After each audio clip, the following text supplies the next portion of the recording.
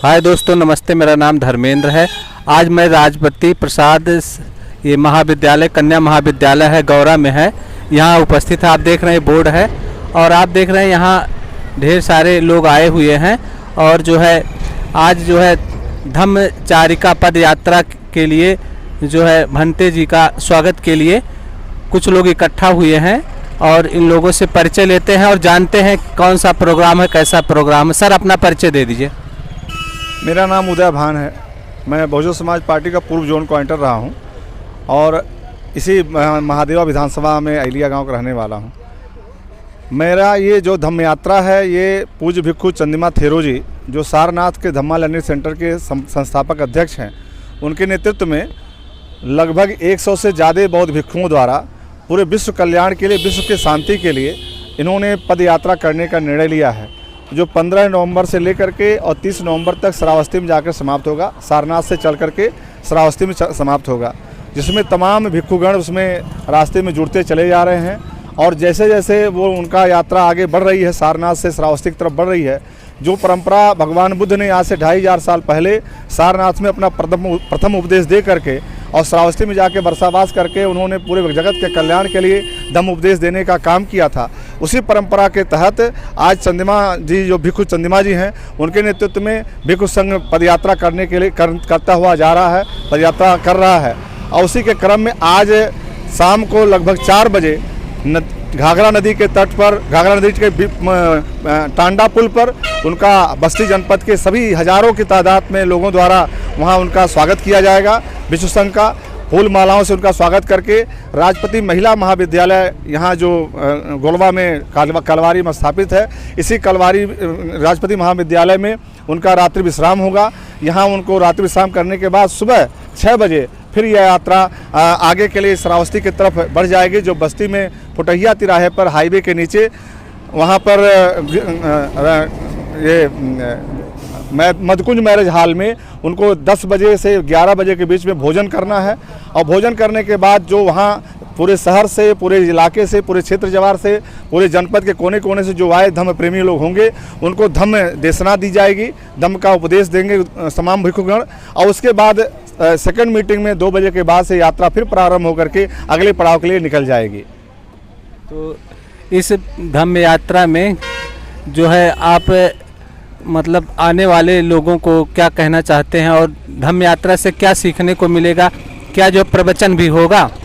इसमें धम्म का प्रवचन होगा ही, और धम्म यात्रा से लोगों को धम्म के बारे में जानकारी, जो हमारा सनातन धर्म बौद्ध धर्म रहा है, जो हजारों साल पुराना बौद्ध धर्म रहा है, उसके बारे में लोगों को जानने का, समझने का, सुनने का अवसर मिलेगा।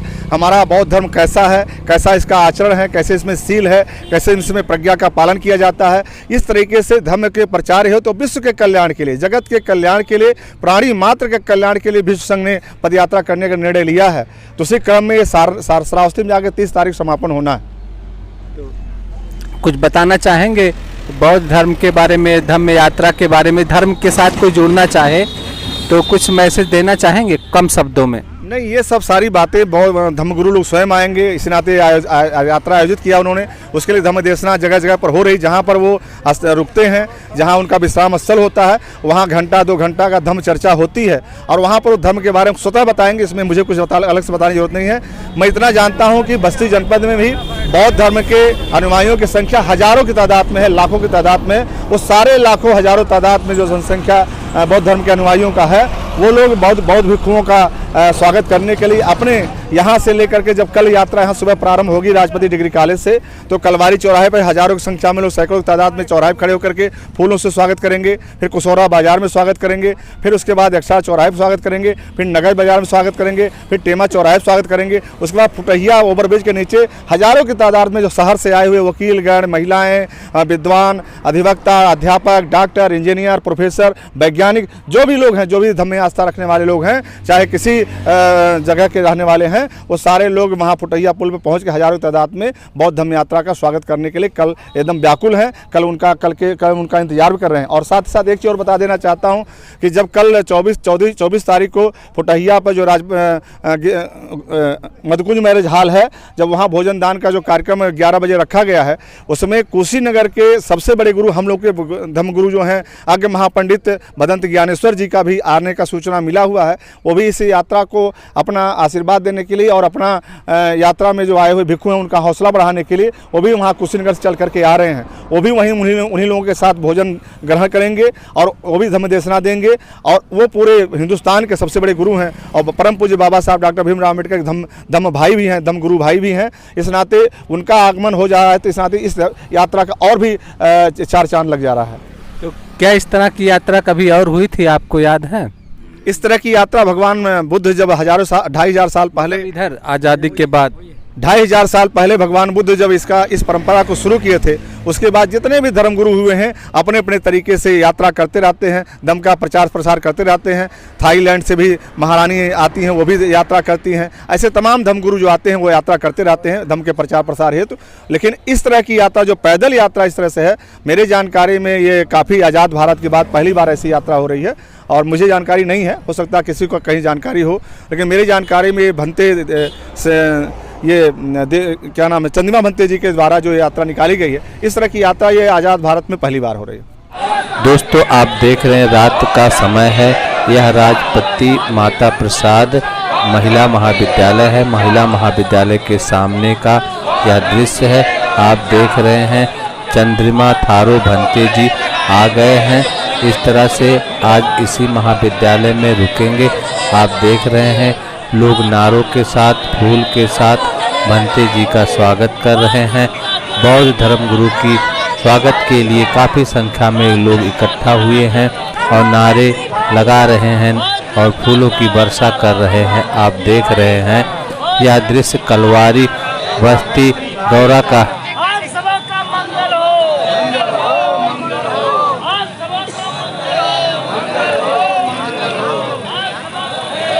दोस्तों आप देख रहे हैं यह माता प्रसाद महिला महाविद्यालय के असेंबली हॉल का दृश्य है। सारनाथ यानी वाराणसी से चल कर के पैदल यात्रा करके भंते चंद्रिमा थारो जी का आगमन हो गया है। आज सारनाथ से श्रावस्ती तक धम्म यात्रा लेकर चले हैं। पद यात्रा के माध्यम से पैदल चल करके 15 नवंबर से चल करके सारनाथ श्रावस्ती में 30 नवंबर को समापन होना है। उसके क्रम में पूज्य भिक्षु चंद्रिमा थारो जी महाराज आपके बीच में पधार चुके हैं।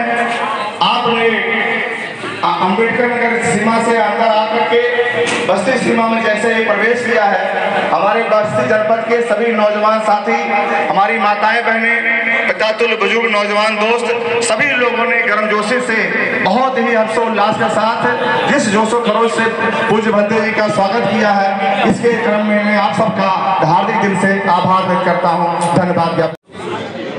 विश्वम्भरनाथ चले गए हैं, मैं अच्छा पालन करें हैं। माननीय अध्यक्ष जी परसा बौद्ध विहार विश्वम्भरनाथ जी, कृपया आप आ जाए। हमारे बौद्धाचार्य माननीय बैजनाथ बौद्ध जी किधर हैं? कृपया बैजनाथ बौद्ध जी, बैजनाथ बौद्ध जी हमारे आचार्य जी आगे आ जाएं, कृपया आगे आ जाएं। ओकाश द्वारतेन कतं सब्बं अपराधं क्षमथ मे भंते।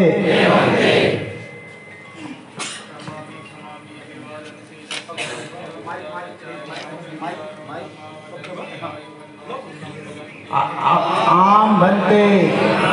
फिर आप लोग कहिए अहं भंते तीसरेण सह पंचशीलं धम्मं याचामि अनुग्रहं कृत्वा शीलं देथ मे भन्ते द्वितीयम्पि अहं भन्ते तीसरेण सह पंचशीलं धम्मं याचामि अनुग्रहं कृत्वा शीलं देथ मे भन्ते तृतीयम्पि अहं भन्ते तीसरेण सह पंचशीलं धम्मं याचामि अनुग्रहं कृत्वा शीलं देथ मे भन्ते यमहं वदामि तं वदेथ आम भन्ते नमो तस्से नमो तस्से भगवतो अरहतो सम्मा सम्बुद्धस्से नमो तस्से भगवतो अरहतो सम्मा सम्बुद्धस्से नमो तस्से भगवतो अरहतो सम्मा सम्बुद्धस्से बुद्धं शरणं गच्छामि मैं बुद्ध की शरण जाता हूँ। महिलाएं कहेंगी जाती हूँ और आप लोग कहेंगे जाता हूँ। धम्मं शरणं गच्छामि मैं धम्म की शरण जाता हूँ। संघं शरणं गच्छामि मैं संघ की शरण जाता हूँ। द्वितीयम्पि बुद्धं शरणं गच्छामि दूसरी बार भी मैं बुद्ध की शरण जाता हूँ।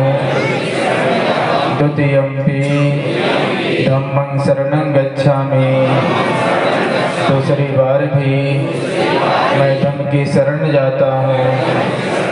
द्वितीयम्पि संघं शरणं गच्छामि दूसरी बार भी मैं संघ की शरण जाता हूँ।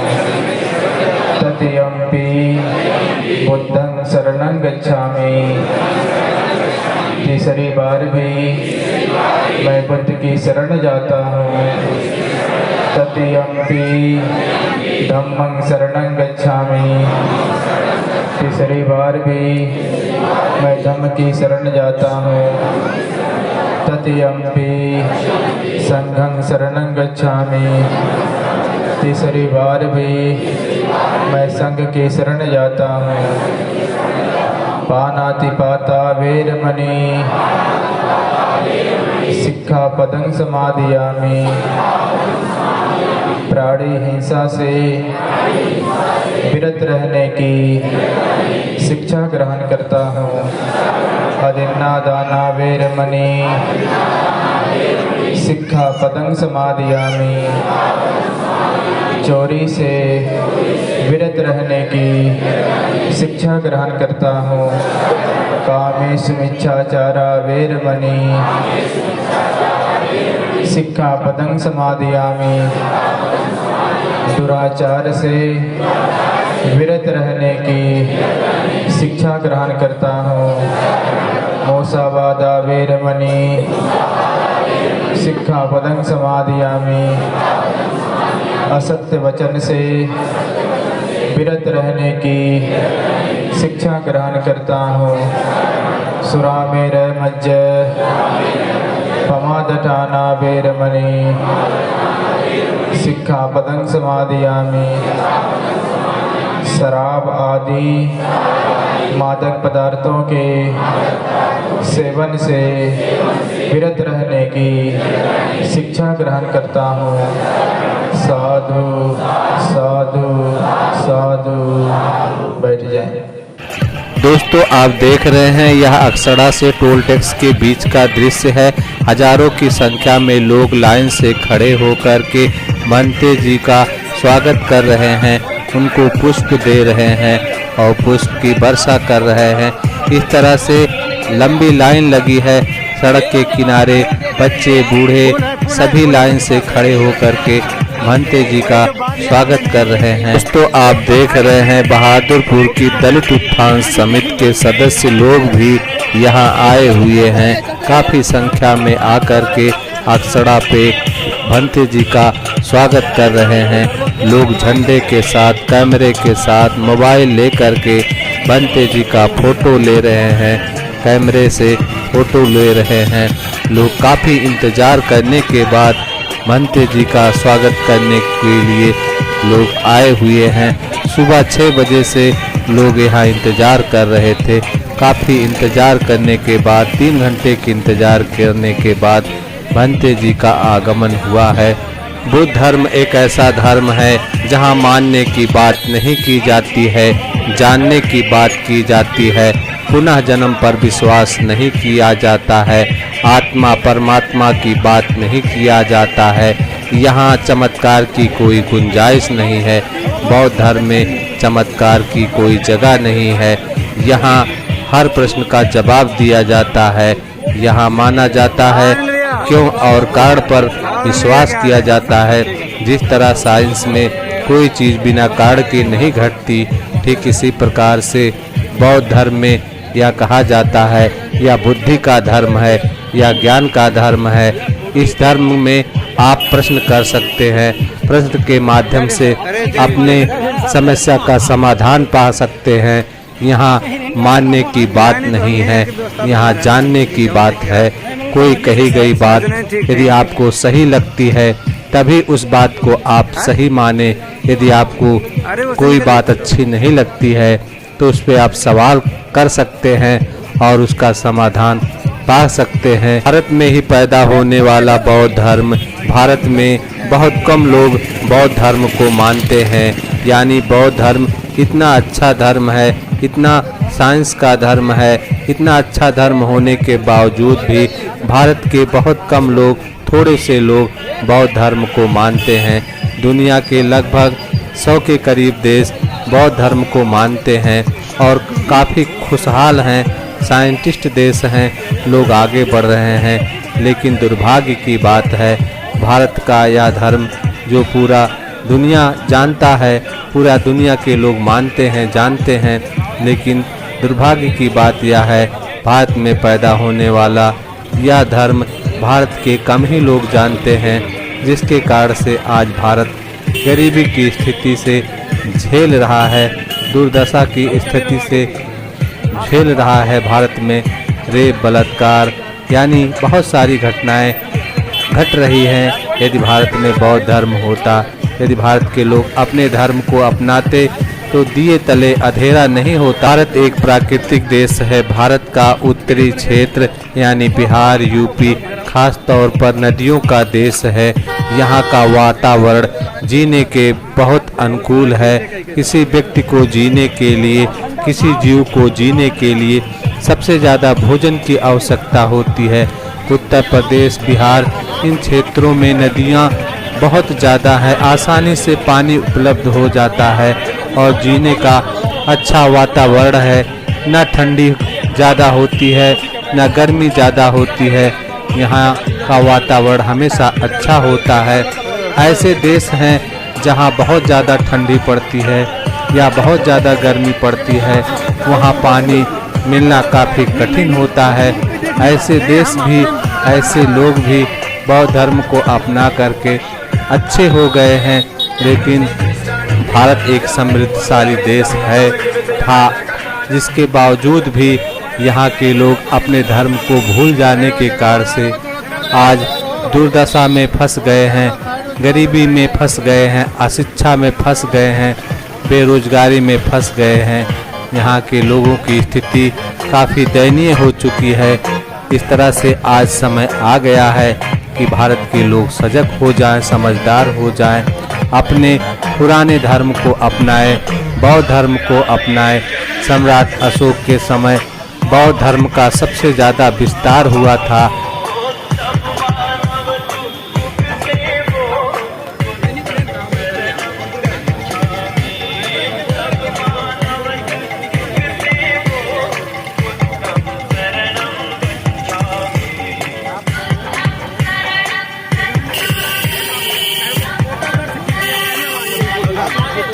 अच्छा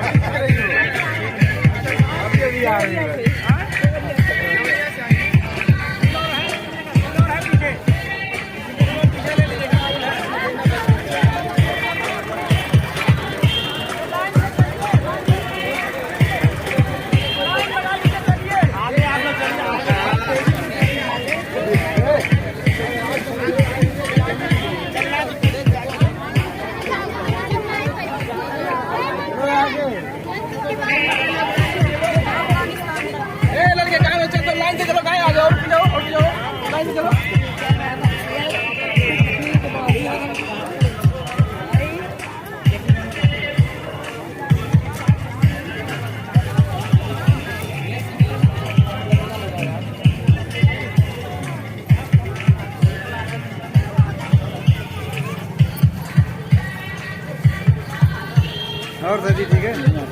सही के लिए कहाँ ले गए?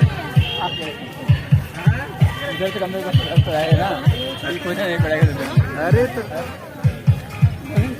मिल लियो।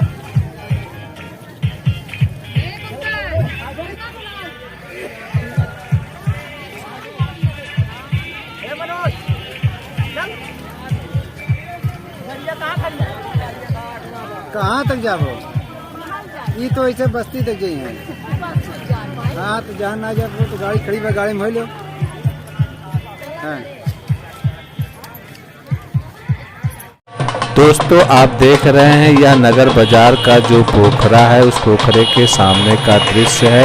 मंदिर के बस्ती साइड का यह दृश्य है, पश्चिम साइड का दृश्य है। यह नगर बाजार बस्ती का दृश्य है, आप देख रहे हैं। नगर बाजार बस्ती का नगर पंचायत चुनाव है। नगर पंचायत चुनाव की सरगर्मियां तेज चल रही हैं। छोटे छोटे नेता काफ़ी सक्रिय हैं। तो इस तरह से इस साल नगर पंचायत चुनाव होने वाला है। आप देख रहे हैं भांगड़ा बजा बजा करके धम्म गुरु के स्वागत की तैयारी हो रही है। यह नगर बाजार है। इस तरह से आप देख रहे हैं काफ़ी संख्या में यहाँ भीड़ इकट्ठा है। पंचशील का झंडा लेकर के लोग खड़े हुए हैं। लोग अपने हाथ में गेंदे का फूल लिए हैं, स्वागत की तैयारी कर रहे हैं। भंते जी के स्वागत की तैयारी चल रही है, आप देख रहे हैं। औरतें भी लाइन लगा करके क्रम से खड़ी हुई हैं, आप देख रहे हैं। भंते जी आ गए हैं, नगर बाजार पहुंच गए हैं। स्वागत के लिए कतार से लोग खड़े हुए हैं। बड़े नियम से, बड़ी सुविधा के साथ लोग आ रहे हैं और भंते जी का स्वागत कर रहे हैं। तो इस तरह से आप देख रहे हैं नगर बाजार के आगे का यह दृश्य है। प्रशासन भी सुरक्षा व्यवस्था के लिए लगा है।